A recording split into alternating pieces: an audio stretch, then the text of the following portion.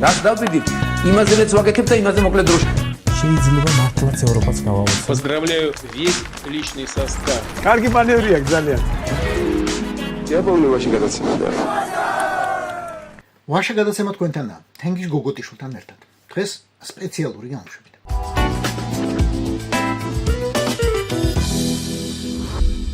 ისაც საბჭოეთის ბოლო და დამოუკიდებლობის პირველი წლები გახსოვთ, აი 80-იანების და 90-იანების მიჯნა. კარგად გიმახსოვრებათ, როგორ ამშვიდებდნენ სკეპტიკოსებს მაშინდელი ეროვნული იდეალისტები. ბორჯომს გავყიდე და ის შეგვინახავს მთელს ქვეყანას. არ გამოვიდა ასე. ვერ გვათრია მთელი ქვეყანა ბორჯომი. ნაბეღლავის საერმისა და ყველა სხვა წყლის დახმარებითაც კი. ახლა კი აღმოჩნდა, რომ წყალი, ყველანაირი წყალი, არათუ რაოდენობრივად არ გვაქვს საკმარისი. ეკონომიკის ამოსაკეჭად, რა თქმა უნდა. არამედ ხარისხობრივად, საერთოდ მომსპარი გვაქვს. იელის უნივერსიტეტის ბოლო კვლევას უშველიებ. იელის, რომელზე ავტორიტეტულიც მსოფლიოში ალბათ ბევრი არ არის. წყლის გარდა, კატასტროფა გვაქვს ჰაერშიც. სუნთქავთ ყველაფერს, რაც გხოცავს. ამ ცხრილების გაცნობით, მაგას თქვენც კი მიხვდებით, თუნდაც სკოლაში არც ქიმია გესწავლა და არც ბიოლოგია. მე ნუ დამიჯერებთ, ექსპერტს დაუჯერეთ. თან არა უბრალოდ პროფესორსა და ჯიპას მიმართულების ხელმძღვანელს, არამედ ერთ-ერთ ყველაზე ცნობილ ბუნების დამცველს, კახა არცილაძეს. კახა გამარჯობა. გამარჯობა. ჩემი სრულიად დილეტანტური აზრით, გარემოს დაცვის მსოფლიოს ინდექსში, რომელიც ახლა გამოქვეყნა, ცუდ დღეში ვართ.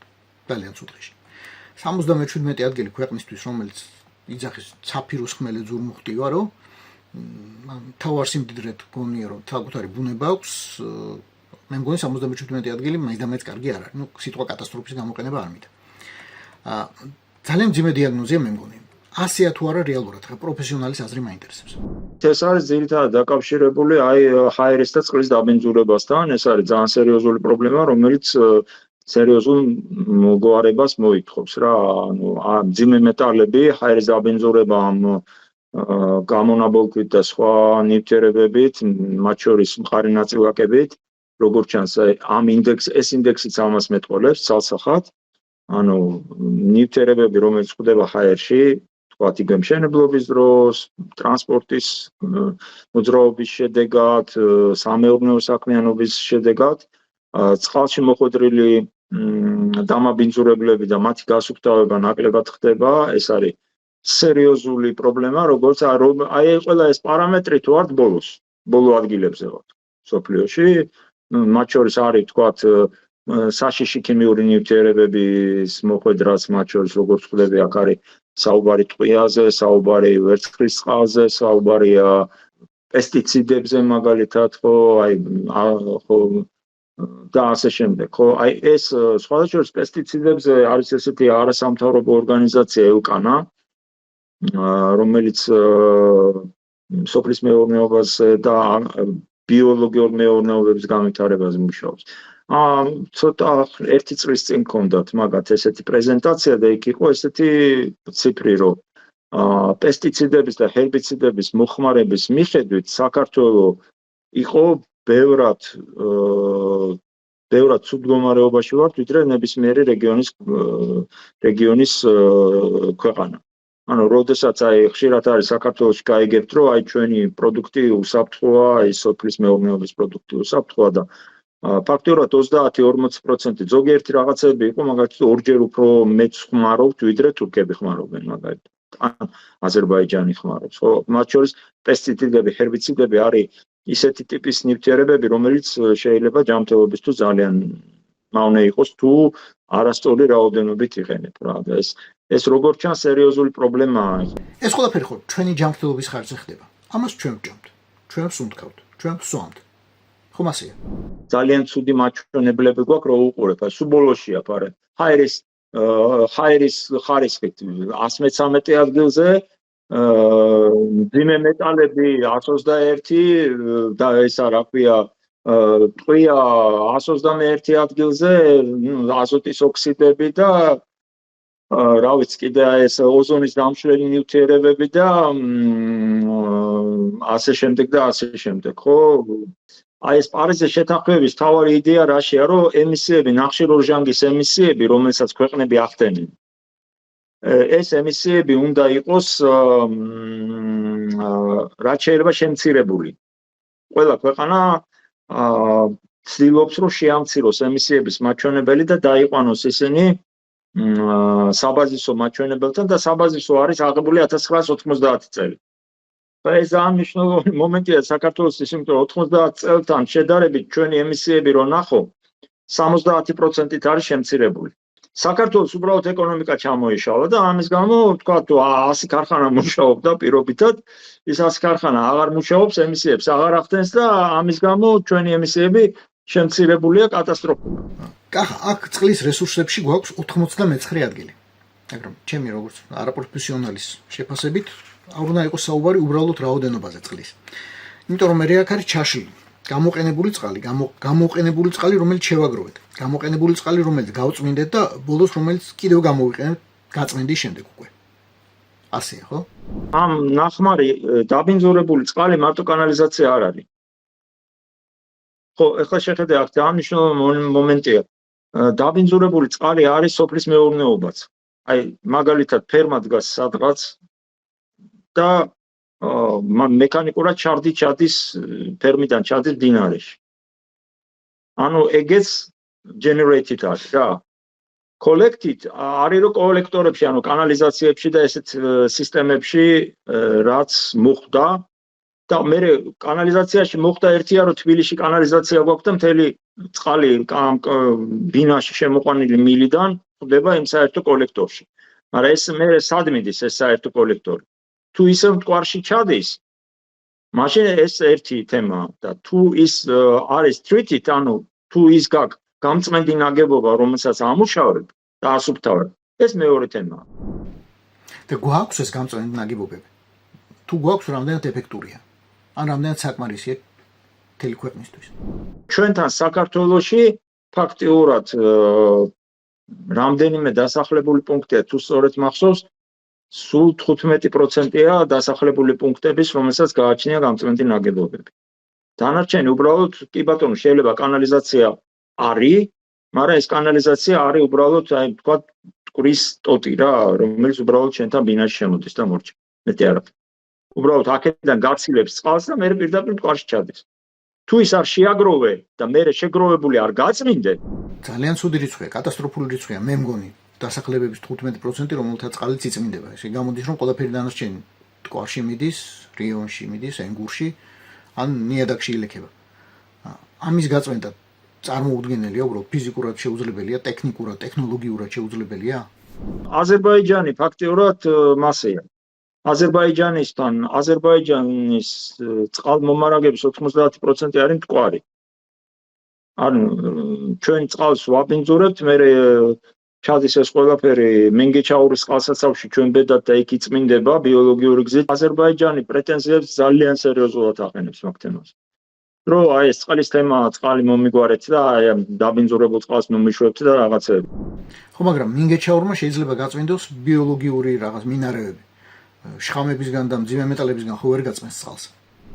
არა, მძიმე მეტალებისგან ცხადია ვერ გაწმინდავს, მაგრამ აი ბიოლოგიურ დაბინძურებას ვთქვათ ამ ხო, ბიოლოგიური მე ეს მაგის მნიშვნელოვანი ნაწილია ბიოლოგიური დაბინძურების ეს აზოტის, ფოსფორის, ანუ ფეკალური მასა ძირითადად შედგება ესეთ ტიპის ნივთიერებებისგან რა, როგორც არის ფოსფორი, აზოტი და ასე შემდეგ, რა ჩვენი ცხოველქმედების პროდუქტია. ნუ ეს დაიშალა და ბოლოს არაორგანული ნივთიერების სახით ხდება ყველაფერი ეს წყალში. მაშინ ეს ყველაფერი ყვავდება და მე ფაქტიურად გამოუყენებელია, ვერც ირიგაციისთვის ვერ გამოიყენებ და ნუ სასმელოდ რო გამოიყენებ ცხადია თავისთავად. თორე ესე ბევრ ქვეყანას უწევს ახლა ევროპაში დუნაის რო გაყვე, დუნაი არის, რა ვიცი, რამდენი ქვეყანასაა განაწილებული და რეგიონს ნიშნავს რომ თქვა ვიღაცამ გამოიყენა, ჩაუშვა, მე გაიწმინდა, ხელახლა გამოიყენა, ჩაუშვა, ისე ვიღაცამ გამოიყენა, გაწმინდა, ჩაუშვა, მაგას ნიშნავს. ჩვენთან ეგეთი რამე ჯერჯერობით მე არ გამიგია. მაგი კი არა, აი მე რამდენიმე სტუდენტი მყავდა მაკდონალდსის სტანდარტებს ვერ აკმაყოფილებდა, აი ჩვენი სასმელი წყალი, რომელიც ფშავ-ხევსურეთიდან მოდის ფაქტობრივად ეროვნული პარკიდან, ხო? ის არანაირად ნახმარი არ არის. ეს არის, ნუ, სუბტაკრისტალური წყალია რა ფაქტიურად. მიუხედავად ამისა, დამატებითი ფილტრების დაყენება მოთხოვა მაკდონალდმა, მაგალითად, ქართულ მაკდონალდს, რომ იმ სტანდარტზე ასულიყო წყალი, რაც საჭიროა რა. მოდი ახლა რაღაც კარგიც ვთქვათ. აი მაგალითად, დაცული ტერიტორიები. ეფექტურობით ვართ 22 ადგილზე, მაგრამ სახეობათა დაცვით 131-ზე. ეს კარგად ვერ გავიგე მართალი ვთქვათ. სახეობათა ჰაბიტატის ინდექსსაც არ აუშავს მე-20 ადგილი, მაგრამ დაცული ტერიტორიების რეპრეზენტატულობა 104 ადგილი. კიდევ რაღაცაში 118-ე, საერთოდ 129 კიდე. მარტივად რომ ახსნათ. ბუნებას კარგად ვიცავთ თუ ცუდად. რა ვიცი. ეს ამდელი დაცული ტერიტორიები გვაქვს თითქოს და არ მუშაობს. დაცულმა ტერიტორიამ რო ეფექტურად იმუშაოს, დაცული ტერიტორიები უნდა იყოს ბადესავით მთელ ქვეყანაში. ანუ ის კი არ უნდა იყოს რაღაც ერთ კონკრეტულ ადგილას, სიტყვაზე ბორჯომის ნაკრძალი გვაქვს და უირაკაია. ფუნქცია ნაკრძალის მდგომარეობს იმაში, რომ შეინარჩუნოს ბიომრავალფეროვნება, მაგალითად ირემი, სიტყვაზე ვლაპარაკ. ხო, კეთილშობილი ირემი. კეთილშობილი ირემი ჩვენ გვყავს ლაგოდეხშიც, გვყავს ბორჯომშიც, როგორც კი დაცული ტერიტორიიდან გამოდის და ბრაკონიერი კლავს და შუაში არ არის, აი ბადესავით არ არის კუნძული, რომლიდან სადაც მოხდება ცოტა ხანი თქვათ გადარჩევა, მერე თქვათ შეიძლება წავიდეს ალგეთისკენ მაგალითად, ან წავიდეს დიდი კავკასიონისკენ მაგალითად ლაგოდეხში, ან პირიქით ლაგოდეხიდან ინდივიდი წამოვიდეს და მოხვდეს სადღაც გარდაბნის ჭალებში, ან ბორჯომში ჩავიდეს. ხო, იზოლირებულია ეს პოპულაციები ერთმანეთისგან და ამათ არ აქვს საშუალება, რომ ერთმანეთში გაცვალონ გენები. ხომ გვაქვს დაცული ტერიტორიები? ჩვენთან ჯერ კიდე 5-6 წლის წინ ბოლო ადგილზე ვიყავით რეგიონში დაცული ტერიტორიების ფართობის მიხედვით. სომხეთის გჯობდა, აზერბაიჯანის გჯობდა და აი სადღაც 2013-14 წლებში 8-9%-ის ფარგლებში ვიყავით. ხა საშუალო ევროპული მაჩვენებელი არის 17-18% მაინც არის რა. სასურველია ეგეთ ციფრზე ახვიდეთ. ეხლა ნელ-ნელა ამათმა მოუმატეს, სხვა თემაა როგორი ხარისხის არის დაცული ტერიტორიები, უკვე სხვა თემაა. მათ შორის აი მანდ არის არ ვიცი ეს როგორ არის დაცული. მაგრამ აი მაგალითად ჩვენი დაცული ტერიტორიის ახალი დაცული ტერიტორიების შექმნის პრობლემა რა არის საქართველოში? თითქოს ამ მთავრობამ აიყო და ბევრი დაცული ტერიტორიების შექმნა, მაგრამ პრობლემა არის რა, რომ იქ არის ძალიან მნიშვნელოვანი ეკოსისტემის ნაწილები, მაგალითად დინარეები, რომელიც ამოღებულია. აი რაჭის დაცული ტერიტორია რო შეიქმნა, ეხლა ხო დიდი საუბარი იყო, ხო, ჯერ ვითომ იჯარით გასცეს კინაღამ ამ ხიდაშელზე, მერე მთელი ისტორია იყო და მაგრამ რო დააკვირდე იქ, რომ ნახო თვითონ დაცული ტერიტორიის სივრცილითი განაწილება, რომ ნახო, რომ აი ეს დინარეები, როგორც აი გეგონებას ნაწლავივით რა ამოჭრილია. ეს მთლიანად კი არ არის დაცული ტერიტორია, არამედ ამოჭრილია ესე სიგრძეზე გეგონება ეს დინარეები ამოღებულია, ანუ ჰიდროენერგეტიკის განვითარებისთვის რა. ამ დროს მდინარის გარეშე ახლა დაცული ტერიტორია წარმოიდგინეთ რაჭის დაცული ტერიტორია და ამ დროს მდინარე არ არის დაცული. ესე იგი რა გამოდის? რაჭაში რეინჯერს ევალება რომ აკონტროლოს ტყე, ზდიოს ბრაკონიერებს უხეშად, მაგრამ აღარ ევალება იმ ბრაკონიერებს დევნა, რომლებიც იმ ტყეში დინარეში ჩადიან რაღაცას. ასეა? არა, არ ევალებას გარდა, რა თქმა უნდა, არ ევალება, იქ მის პასუხისმგებლობის ზონა არ არის. მაგრამ მან კიდევ უფრო მნიშვნელოვანი პრობლემა ის არის, რომ ამ ტერიტორიაზე შეიძლება მაგალითად ჰესი ჩადგა. ამ დროს დაცულ ტერიტორიაზე არ შეიძლება რომ ჰესი ჩადგა, ხო? და აი იქ რაღაცა ეს მასალით ბრმანაწლავივით ამოჭრილი რო არის ეს მონაკვეთი ზოლად. აი ეს მონაკვეთი იძლევა საშუალებას, რომ უშუალოდ დაცული ტერიტორიის საზღვარზე ძალიან ახლოს მიბჯენილად დადგეს თქვათ ჰესი მაგალითად. ხო, რაც რა თქმა უნდა ზეგავლენას მე ახდენს დაცული ტერიტორიაზე და იმის ეფექტურობა იკარგება. ხო, ის უკვე ის არ არის, რაც უნდა იყოს. მე პირველ რიგში ყაზბეგი მახსენდება. დევდორაკი რომ ჩამოვიდა და ადამიანები დაიღუპნენ მაშინ საშინელება რომ მოხდა. ჰესის გამომოხდა სწორედ ყველაფერი. ყაზბეგში დაცული ტერიტორიაა, მაგრამ იქაც რო ნახო იგივე სიტუაციაა, მდინარეები უსამოღებულია. ყველგან დევდორაკი რო ჩამოვიდა იქ უსაფრთხოების თემა იყო და ადამიანები დაიღუპა და უბრალოდ არასწორად იგეგმებოდა პროექტი იმ ადგილას, სადაც სახიფათო მეწყერსაშიში ზონა იყო და მოსახლეობისთვის და იქ მომუშავე პერსონალისთვის ძალიან სახიფათო ტერიტორია იყო და იქ შეიძლებოდა 1000 უბედურება და დატრიალებული იყო და დატრიალდა კიდევაც, ჩამოიშალა დევდორაკი და დაიღუპა ხალხი, მშენებლები მათ შორის. მაგრამ თავისთავად იმისთვის რომ დაცული ტერიტორიის ეფექტურობა დაცული იქნეს, ეს დინარეც უნდა შედიოს. დინარეც არ უნდა მოხდეს მისი მოდიფიკაცია, ასე ვთქვათ, ბუნებრივ მდგომარეობაში უნდა იყოს. თერგი მილში კი არ უნდა იყოს იქ რო იმაშია რა, რაც არის ახლა ყაზბეგის მუნიციპალიტეტში. არამედ თერგი უნდა იყოს ისეთ როგორც არის. მაშინ არის დაცული ტერიტორია წარმოდგენილი სწორად და ეფექტურად რა. რეგიონის მეზობლები თითქოს ჩვენზე ცუდად გამოიყურებიან ზოგადი სურათით.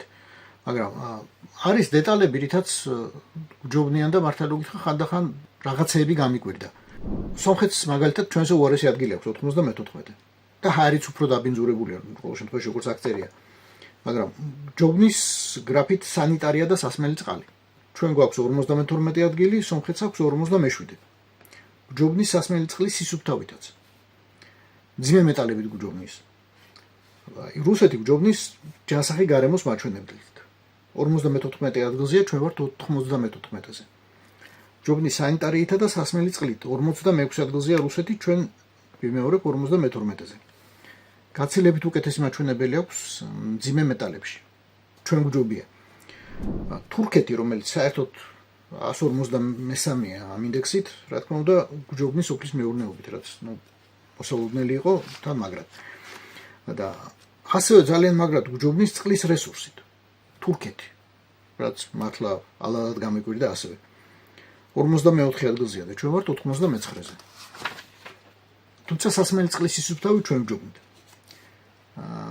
სამაგერო თურქეთი გაცილებით ნაკლებად განიცდის ძიმე მეტალების გავლენას, რაც ჩვენთან ძალიან რთული ვითარებაა ამ მხრივ. კახა, ტყეების ამბავში როგორ ვართ ასე კარგად. მე მართლა რო გითხრათ, გამიკვირდა. თან გამიხარდა, თან გამიკვირდა, იმიტომ რომ სულ მესმის რომ გაიჩეხა და რეალურად ხედავთ რომ იჩეხება. ვიცით რომ იჩეხება. ეს ასეთი ადგილი როგორ მოვიპოვეთ?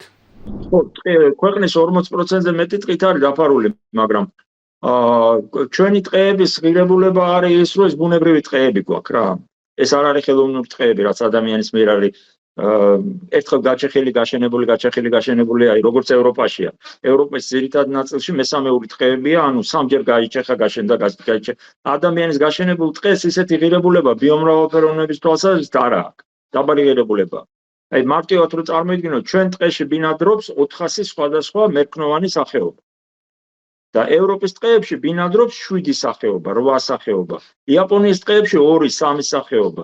ის უფრო ღარიბია. ბიომრავალფეროვნების თვალსაზრისით ღარიბია და რაც უფრო ღარიბია ბიომრავალფეროვნება, მით ნაკლები სახეობის შენარჩუნება შეუძლია ჰაბიტატს, მარტივად რომ ვთქვათ რა.